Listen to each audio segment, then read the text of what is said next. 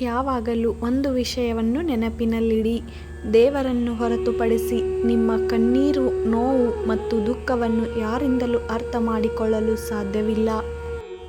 ಮನದಲ್ಲಿ ಆಸೆಗಳು ಕಡಿಮೆಯಾದಷ್ಟು ನೆಮ್ಮದಿ ತಾನಾಗೇ ನಮ್ಮನ್ನು ಹುಡುಕಿಕೊಂಡು ಬರುತ್ತೆ.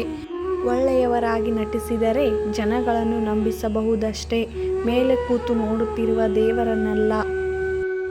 ಮಾತು ಮುಗಿದಿರಬಹುದು, ಪ್ರೀತಿ ಸಿಗದಿರಬಹುದು, ಸ್ನೇಹ ಕೈಕೊಟ್ಟಿರಬಹುದು, ಸಂಬಂಧಿಕರು ಕಡೆಗಣಿಸಿದಿರಬಹುದು.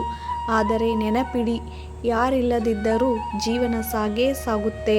ನಾವು ಸಂಪಾದಿಸಿದ್ದು ಯಾವುದೂ ನಮ್ಮದಲ್ಲ. ಆದರೆ ಒಳ್ಳೆಯ ಗುಣ, ನಡತೆ, ದಾನ, ಧರ್ಮ, ನಾವು ಮಾಡಿದ ಪುಣ್ಯ, ಇಷ್ಟವಾದವರ ಹೃದಯದಲ್ಲಿ ಪ್ರೀತಿ, ಇವುಗಳೇ ನಾವು ಸಂಪಾದಿಸುವ ಕೋಟಿ ಆಸ್ತಿ.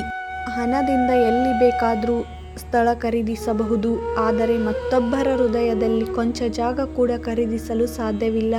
ಅದು ಕೇವಲ ಒಳ್ಳೆಯ ಗುಣ ಹಾಗೂ ಪ್ರೀತಿಯಿಂದ ಮಾತ್ರ ಸಾಧ್ಯವಾಗುತ್ತದೆ. ಅತಿ ಬುದ್ಧಿವಂತಿಕೆಯಿಂದ ಮೋಸ ಮಾಡಿದವರು ಸಮಯ ಬಂದಾಗ ಅತಿ ದಡ್ಡತನದಿಂದಲೇ ಮೋಸ ಹೋಗುವುದು ಖಚಿತ. ಈ ಜನರು ನೀವು ಮಾಡಿರುವ 1000 ಒಳ್ಳೆಯ ಕೆಲಸಗಳನ್ನು ನೆನಪಿನಲ್ಲಿಟ್ಟುಕೊಳ್ಳುತ್ತಾರೋ ಇಲ್ಲವೋ, ಆದರೆ ನೀವು ಮಾಡುವಂತಹ ಒಂದೇ ಒಂದು ತಪ್ಪನ್ನು ಮಾತ್ರ ಹೆಚ್ಚು ನೆನಪಿನಲ್ಲಿಟ್ಟುಕೊಳ್ಳುತ್ತಾರೆ. ವಿಶ್ವಾಸದಲ್ಲೇ ವಿಷ ಇರುತ್ತೆ, ಎಚ್ಚರದಿಂದಿರಿ. ಮನಸ್ಸು ಎಲ್ಲರಿಗೂ ಇರುತ್ತೆ, ಆದರೆ ಅರ್ಥ ಮಾಡಿಕೊಳ್ಳುವ ಮನಸ್ಸು ಕೆಲವರಿಗೆ ಮಾತ್ರ ಇರುತ್ತೆ. ಬಡತನ ಇದ್ರೆ ಏನಾಯ್ತು, ಬದುಕೋಕೆ ನೀ ಖುಷಿಯಾಗಿದ್ರೆ ಅಷ್ಟೇ ಸಾಕು. ಒಂದು ಮಾತನ್ನು ಯಾವಾಗಲೂ ನೆನಪಿನಲ್ಲಿಟ್ಟುಕೊಳ್ಳಿ, ಈ ಮುಖ, ಈ ಸೌಂದರ್ಯ, ಈ ದೇಹ ಎಲ್ಲವೂ ನಾವು ಸಾಲದಲ್ಲಿ ಪಡೆದಿದ್ದೇವೆ. ಸಮಯ ಬಂದಾಗ ಇವುಗಳ ಮಾಲೀಕನಿಗೆ ನಾವು ಎಲ್ಲವನ್ನು ಹಿಂದಿರುಗಿಸಬೇಕು. ಜೀವನದಲ್ಲಿ ಕಾಯುವುದನ್ನು ಕಲಿಬೇಕು. ಎಲ್ಲವೂ ನಡೆಯುವುದು ಸಮಯಕ್ಕೆ ಸರಿಯಾಗಿ ಹೊರತು ನಮ್ಮ ಅವಸರಕ್ಕೆ ತಕ್ಕಂತೆ ಅಲ್ಲ. ಬದುಕು ಕೆಸರಾಗಿದ್ದರೂ ಪರವಾಗಿಲ್ಲ, ಆದರೆ ನೀವು ತಾವರೆಯಂತೆ ಬದುಕಿ. ಒಳ್ಳೆಯ ಸಮಯ ಬರುವಾಗ ಕೆಟ್ಟ ದಿನಗಳ ಕಾವು ಹೆಚ್ಚಾಗಿ ಕಾಣುತ್ತೆ. ವಿಪರೀತ ಪರೀಕ್ಷೆಗಳು ಉದ್ಭವಿಸುತ್ತೆ, ಕೊನೆಗೆ ನಿರೀಕ್ಷೆಗೂ ಮೀರಿದ ಸುಖವನ್ನು ತಂದುಕೊಡುತ್ತದೆ. ಸಿಹಿ ನೀರನ್ನು ತುಂಬಿಕೊಂಡಿರುವ ಬಾವಿ ಮೌನವಾಗಿರುತ್ತೆ, ಅದೇ ಉಪ್ಪು ನೀರಿನಿಂದ ಇರುವ ಸಮುದ್ರ ಆರ್ಭಟಿಸುತ್ತಾ ಇರುತ್ತೆ. ಅದೇ ರೀತಿ ಅಜ್ಞಾನಿ ಗರ್ಜಿಸುತ್ತಿರುತ್ತಾರೆ, ಜ್ಞಾನಿ ಮೌನವಾಗಿರುತ್ತಾನೆ. ಮುಂದಿನ ಪುಟದಲ್ಲಿ ಏನಿದೆ ಎಂದು ಭಗವಂತನಿಗೆ ಹೊರತು ಬೇರೆ ಯಾರಿಗೂ ತಿಳಿಯದ ಪುಸ್ತಕ ನಮ್ಮ ಜೀವನ. ಏನೋ ಆಗಿದೆ ಅಂದರೆ ಅದಕ್ಕೆ ಏನೋ ಒಂದು ಕಾರಣ ಇರುತ್ತೆ. ಆಗುವುದೆಲ್ಲ ಒಳ್ಳೆಯದಕ್ಕೆ. ಏನೂ ತಿಳಿಯದವರನ್ನು ಪರಿವರ್ತಿಸುವುದು ಸುಲಭ. ಎಲ್ಲವೂ ತಿಳಿದು ಗೊತ್ತಿಲ್ಲದಂತೆ ಸೋಗು ಹಾಕುವವರನ್ನು ತಿದ್ದುವುದು ಕಷ್ಟ. ಮೋಸ ಹೋದೆ ಎಂದು ದುಃಖಿಸಬೇಡ. ಭಗವಂತನನ್ನು ನಂಬಿದವರಿಗೆ ಮೋಸವಾದರೆ, ಮೋಸ ಮಾಡಿದವರಿಗೆ ಮೋಸ ಮಾಡಲು ಭಗವಂತ ಯಾರನ್ನಾದರೂ ಸೃಷ್ಟಿಸಿರುತ್ತಾನೆ. ಸಮಯ ಸಂದರ್ಭ ನೋಡಿಕೊಂಡು ಸತ್ಯವಾಗಿ ಸರಿಯಾದ ಪಾಠವನ್ನು ಕಲಿಸುತ್ತಾನೆ.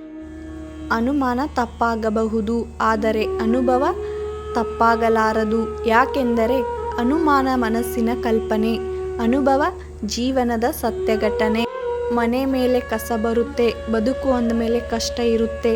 ಕಸವಾದರೆ ಗುಡಿಸಬಹುದು, ಕಷ್ಟವಾದರೆ ಜಯಿಸಬೇಕು. ತಮ್ಮನ್ನೇ ಅರಿಯದವರು ನಮ್ಮನ್ನು ಅಳೆಯುವವರು, ತಾನೇ ತಪ್ಪಾದರೂ ನಮ್ಮನ್ನು ತಿದ್ದುವವರು. ಓ ಮನುಜ, ನೀನು ಕಟ್ಟಿದ ಮನೆಯಲ್ಲಿ ನಿನಗೆ ಜಾಗವಿಲ್ಲ. ಅಂಥದ್ರಲ್ಲಿ ಜನನ, ಜೀವನ, ಮರಣ ಎಂಬ 3 ದಿನದ ಸಂತೆಯಲ್ಲಿ ಸ್ವಾರ್ಥ, ಅಹಂಕಾರ, ದೊಡ್ಡಸ್ತಿಕೆ ತೋರುವುದರಲ್ಲಿ ಅರ್ಥವೇ ಇಲ್ಲ. ನಿಮ್ಮನ್ನು ನೀವು ಸ್ವೀಕರಿಸಿಕೊಳ್ಳಿ. ಸರಿ ಹೋಗದೇ ಇರುವ ವಿಷಯಕ್ಕೆ ಚಿಂತೆ ಮಾಡಿ ನಿಮ್ಮ ಆರೋಗ್ಯವನ್ನು ಹಾಳು ಮಾಡಿಕೊಳ್ಳಬೇಡಿ. ಮನಸ್ಸಿನಲ್ಲಿ ಕೊಳಕು ತುಂಬಿಕೊಂಡು ಹೊರಗಡೆ ಚಿನ್ನದಂತೆ ಹೊಳೆಯುವ ಬದಲು ಒಳಗಡೆ ಜೇನಿನಂತೆ ಸಿಹಿ ತುಂಬಿಕೊಂಡು ಹೊರಗಡೆ ಮಣ್ಣಿನ ಮಡಿಕೆಯಂತೆ ಇದ್ದರೂ ಪರವಾಗಿಲ್ಲ. ಹೊಳೆಯುವುದು ಮುಖ್ಯವಲ್ಲ, ಒಳ್ಳೆಯ ಮನಸ್ಸು ಇರುವುದು ಮುಖ್ಯ. ಜೀವನದಲ್ಲಿ ಸಮಸ್ಯೆಗಳು ಬಂದಾಗ ನಾವು ಯಾರ ಹತ್ತಿರ ಸಲಹೆಗಳನ್ನು ತೆಗೆದುಕೊಳ್ಳುತ್ತೇವೆ ಎನ್ನುವುದು ತುಂಬ ಮುಖ್ಯ. ಯಾಕೆಂದರೆ ದುರ್ಯೋಧನ ಶಕುನಿ ಹತ್ತಿರ ಸಲಹೆಗಳನ್ನು ಕೇಳುತ್ತಿದ್ದ, ಆದರೆ ಅರ್ಜುನ ಶ್ರೀಕೃಷ್ಣನ ಹತ್ತಿರ ಸಲಹೆಗಳನ್ನು ಕೇಳುತ್ತಿದ್ದ. ಒಳ್ಳೆಯವರು, ಇತರರಿಗೆ ಒಳ್ಳೆಯದನ್ನು ಮಾಡುವ ವ್ಯಕ್ತಿಗಳು ಯಾವಾಗಲೂ ಕಷ್ಟವನ್ನು ಅನುಭವಿಸಬೇಕಾಗುತ್ತದೆ. ಯಾಕೆಂದರೆ ಯಾವಾಗಲೂ ಹಣ್ಣನ್ನು ನೀಡುವ ಮರಗಳು ಕಲ್ಲಿನ ಏಟನ್ನು ಸಹಿಸಿಕೊಳ್ಳಬೇಕಾಗುತ್ತೆ. ಹಾಗೆಯೇ ಅವರ ಒಳ್ಳೆತನದಿಂದಲೇ ಅವರು ಹೆಚ್ಚು ಕಷ್ಟವನ್ನು, ಹೆಚ್ಚು ಕೆಟ್ಟದ್ದನ್ನು ಅನುಭವಿಸಬೇಕಾಗುತ್ತದೆ.